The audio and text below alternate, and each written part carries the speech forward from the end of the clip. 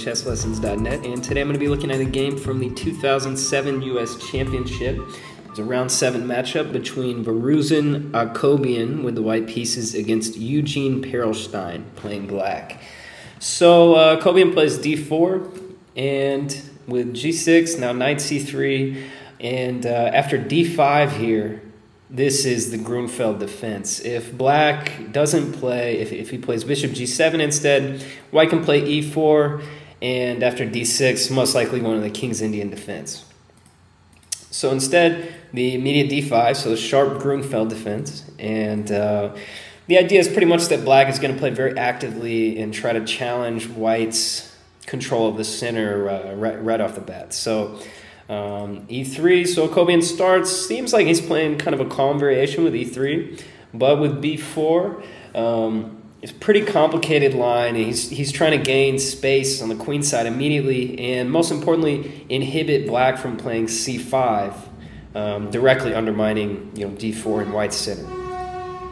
So with c6, black is just, kind of shoring up the defense of the d5 point and the light squares in the center, and bishop b2. Maybe bishop b2, I know this is kind of theory, but I think a4 might make a little more sense.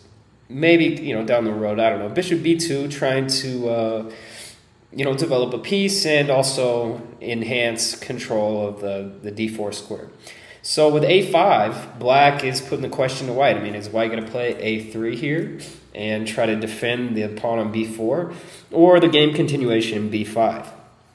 So with b5, white is trying to keep this queen side and the a file closed, and he's definitely achieving some interesting stuff going on in the center as far as the queen side might open up, and the center could explode also in a couple of moves.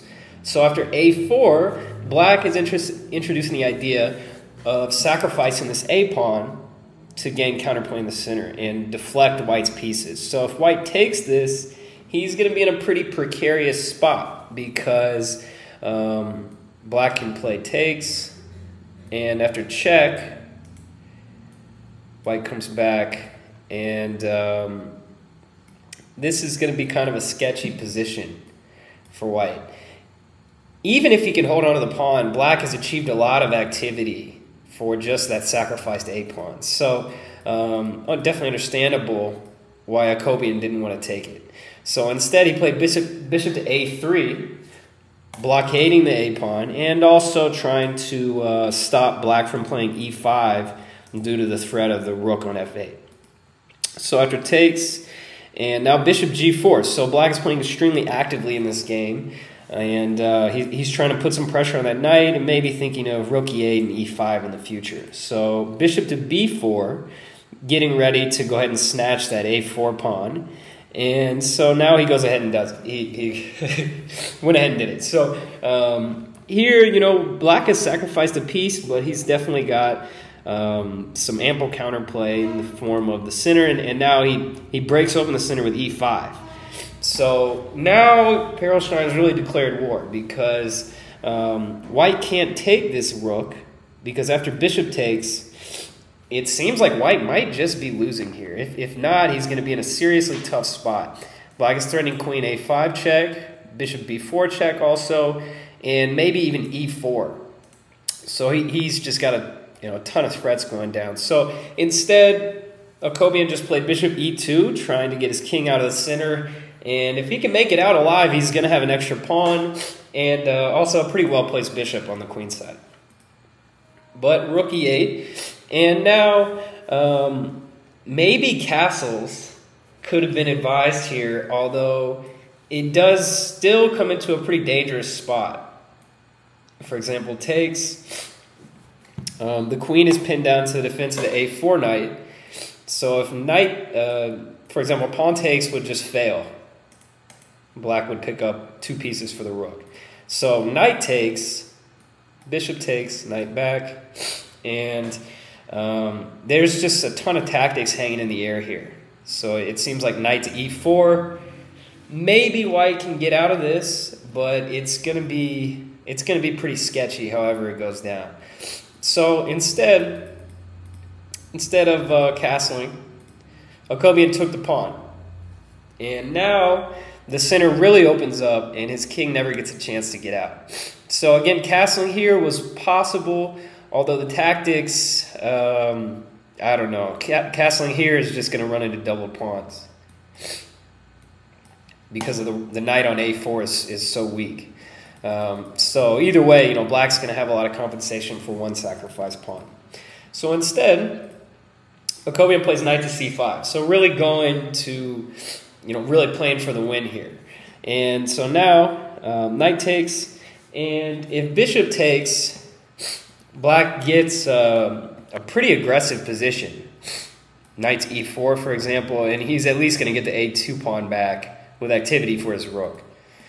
So instead of this, Akobian played pawn takes, trying to pick up a tempo, and after bishop h3, it was possible to take this b7 pawn, although extremely risky because White's king is just stuck in the center.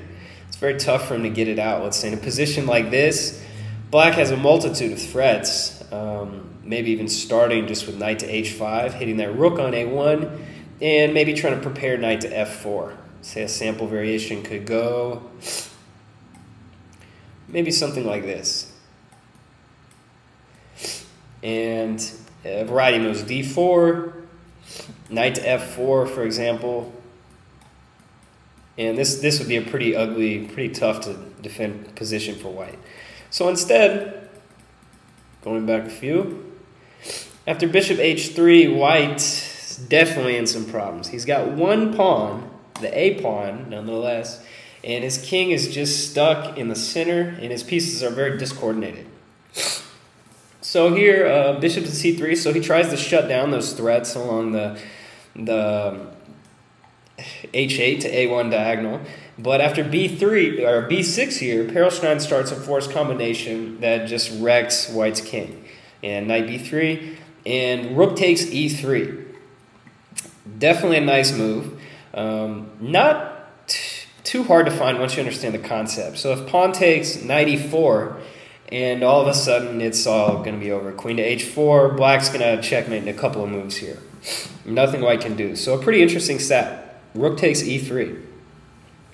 So bishop d4, Akobian didn't take it, and the rook goes back. So now material equality has been restored, but white's king is stuck in the middle and he has no pawn cover whatsoever. Rook g1, he's got to defend against the threat of bishop to g2, and now knight h5, threatening knight to f4. So definitely a very difficult position. Queen d2, just trying to protect that square. And now rook to a4, so a very nice move, again, by Perelshteyn, because the rook on a4 is just controlling so many important squares, and almost every single one of black's pieces is kind of jumping into the attack.